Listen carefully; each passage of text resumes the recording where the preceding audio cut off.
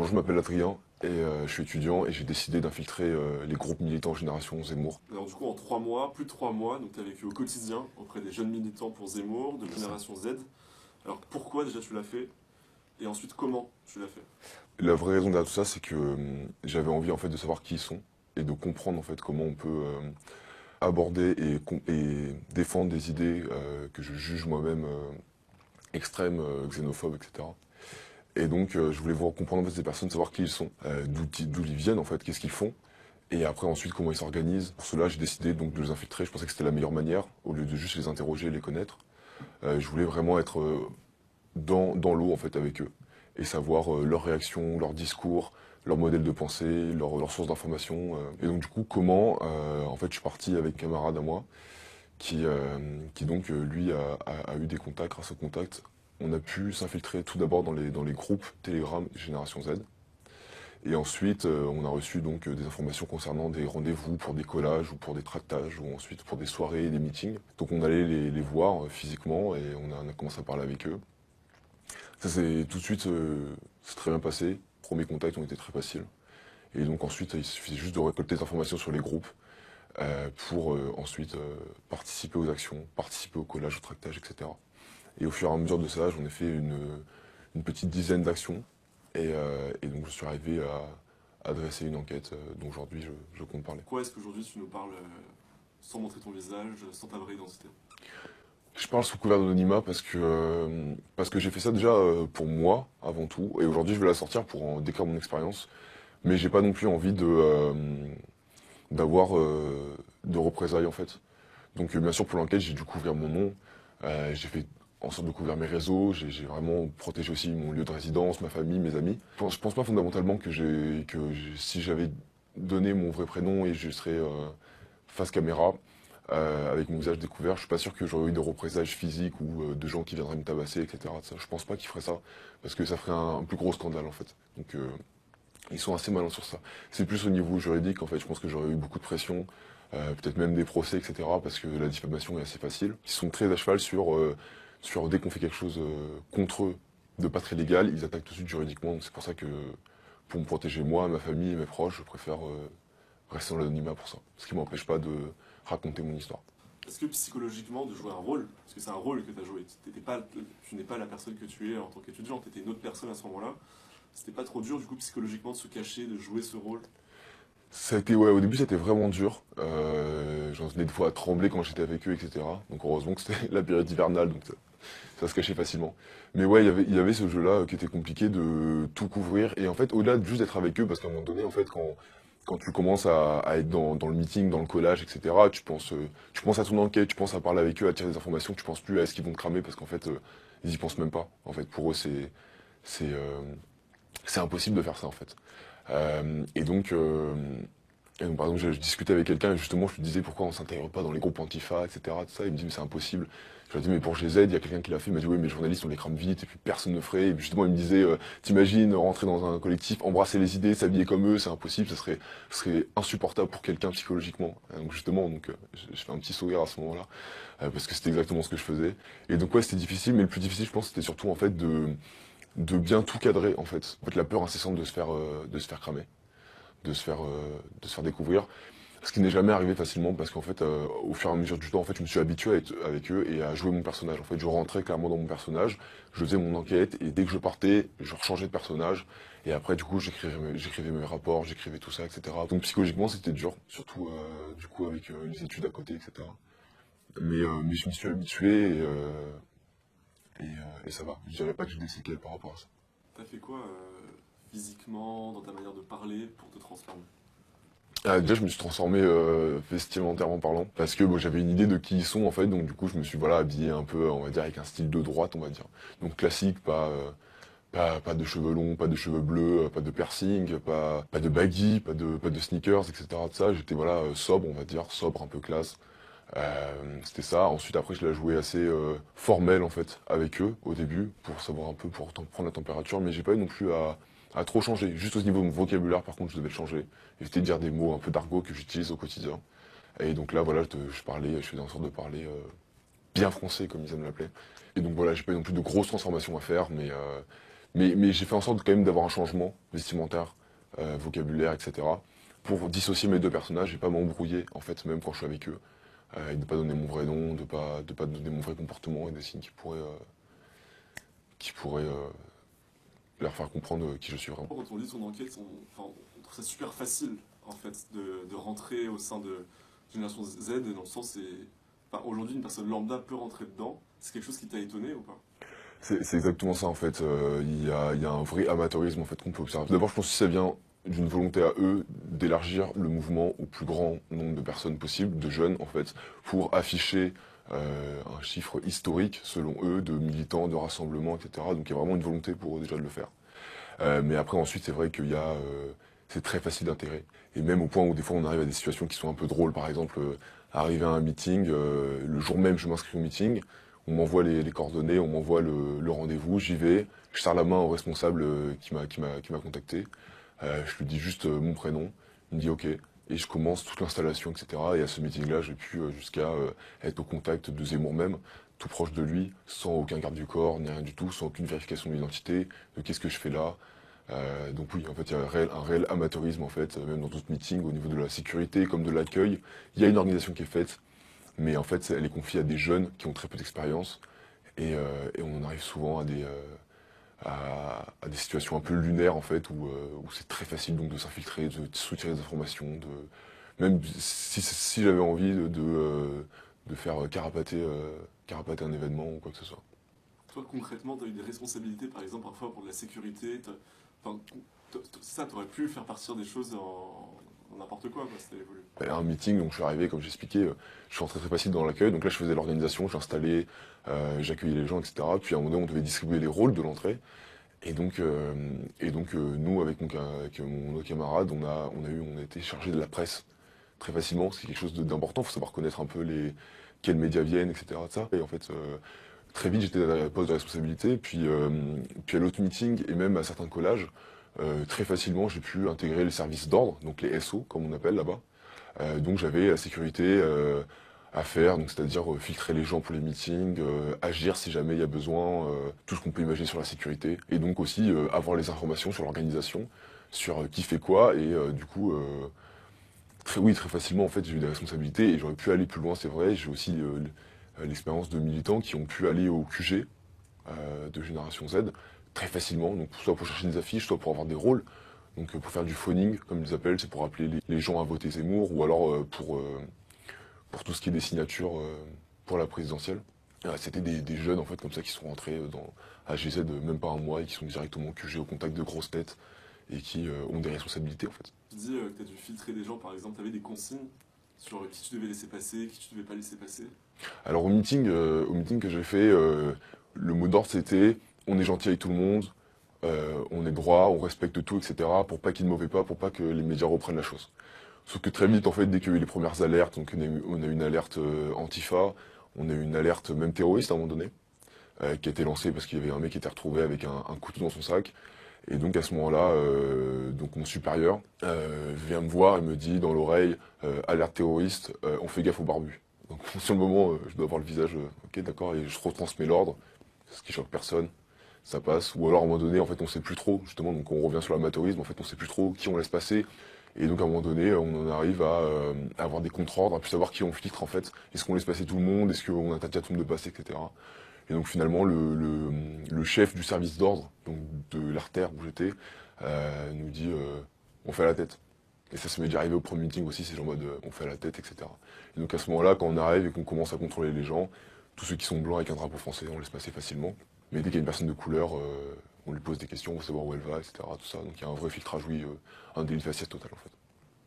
Est-ce que pendant ces plus de 3 mois, ces 3-4 mois, tu as entendu des choses. Alors déjà, est-ce que tu as entendu des choses que tu t'attendais à entendre? Et est-ce qu'au contraire, tu as entendu des choses qui vraiment étaient extrêmement choquantes et qui t'ont étonné quoi? Ouais, on va dire en fait. Sur ce que je m'attendais bien à tomber sur des choses un peu, oui, un peu chaudes, etc.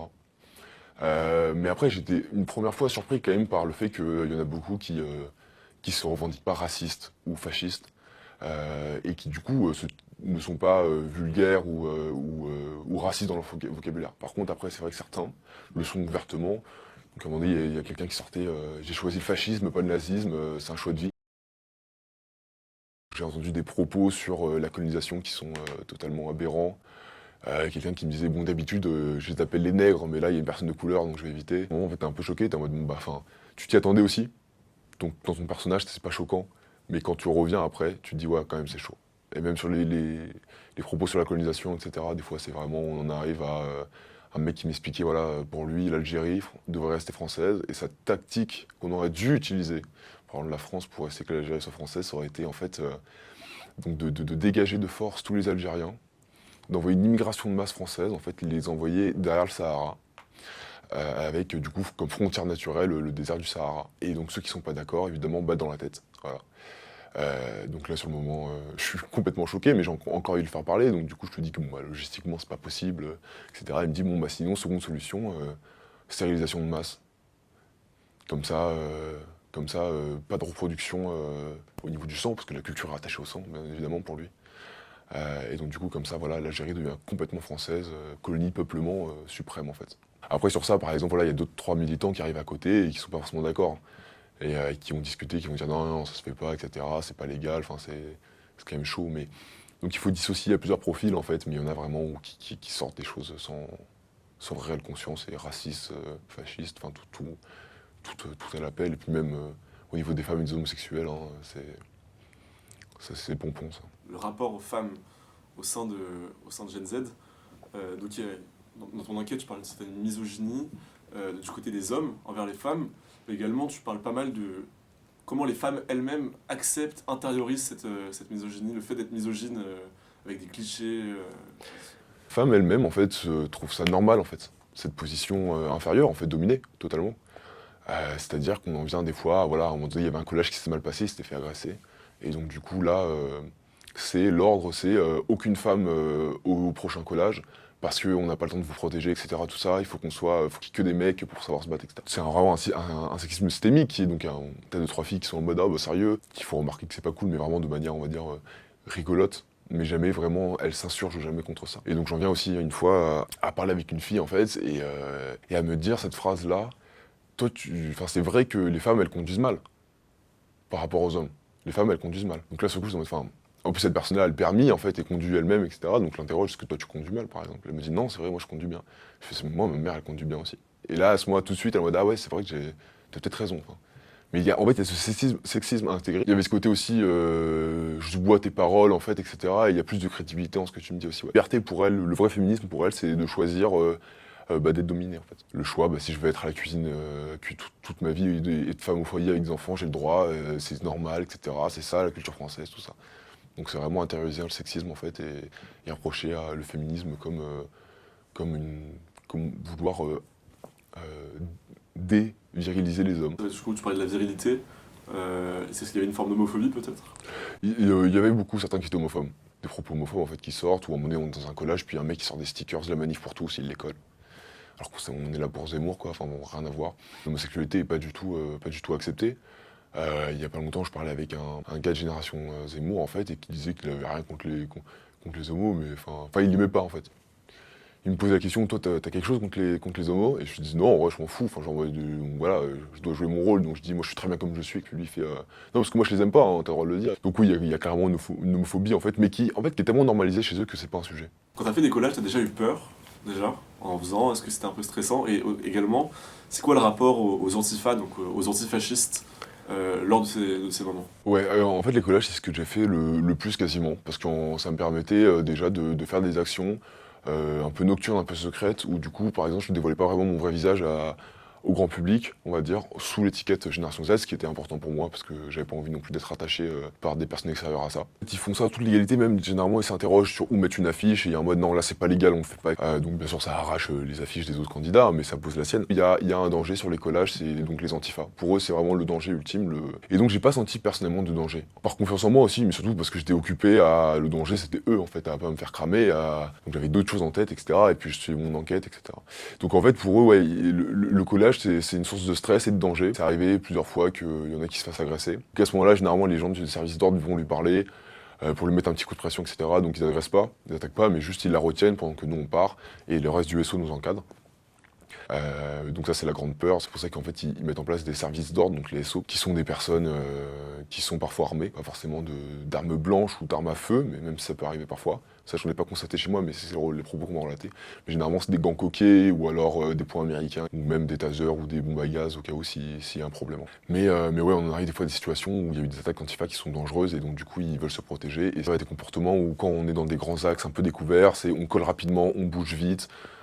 Ça, on fait pas ce côté-là parce que ça craint. Dès qu'il y a une agression, ils le filment le plus possible. En quoi il y a cette volonté en fait de prouver que c'est eux les agresseurs. Ce qui est dans les faits le cas par rapport aux Antifa. Au dernier collège, j'ai fini par être SO aussi. Leur programme Antifa, en fait, c'est une technique qui s'appelle, ils appellent ça la technique de la bulle. Donc c'est très simple, en tous les SO, et on les disperse en fonction des grands axes de là où on colle. Et chacun regarde en fait une partie, un côté. On communique avec les gestes. Est-ce que parfois, c'est arrivé de te dire, je les comprends, genre qu'ils agissent. Et là, ça fait lien avec une deuxième question. Ces jeunes, c'est qui? Et pourquoi, tu vois, pourquoi par rapport à leur profil, ils en sont arrivés à aujourd'hui faire partie d'un mouvement comme ça? Est-ce que tu as pu les comprendre, tu vois, dans leur démarche? Dans leurs idées, jamais. C'est-à-dire que vraiment, toutes les idées qu'on m'a sorties, je suis fondamentalement contre. Une réappropriation des fois de l'histoire de la France pour sortir des arguments. Ils se